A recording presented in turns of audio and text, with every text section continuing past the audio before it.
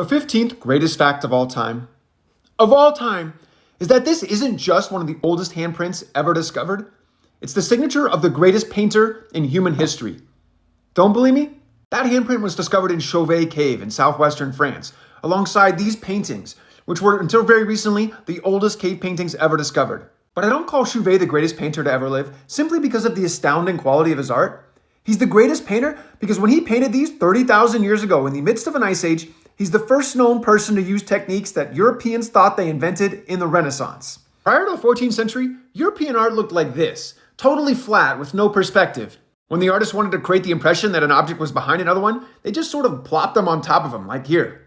It wasn't until the 14th century that artists realized they could create depth by making objects smaller, like they appear in the eye, the further away they are. Yet more than 30,000 years before the Italians, we can see Chauvet understood this technique in his panel of the horses. He used stenciling, negative imaging, even animation, as we can see in this blurred horn of this rhinoceros, which under the flickering light of a flame appears in motion. But why should we think this handprint belongs to the artist who I've been calling Chauvet?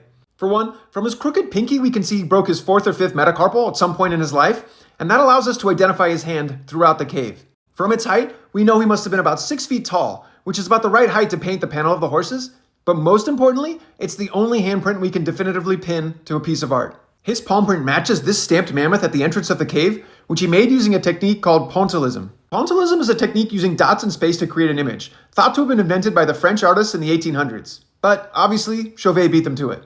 Like today's masters, Chauvet's skill indicates a lifespan in the pursuit of art. And in the back of the cave is one of the oldest footprints in the world. It's the print of an 8-year-old boy walking beneath the greatest paintings in human history.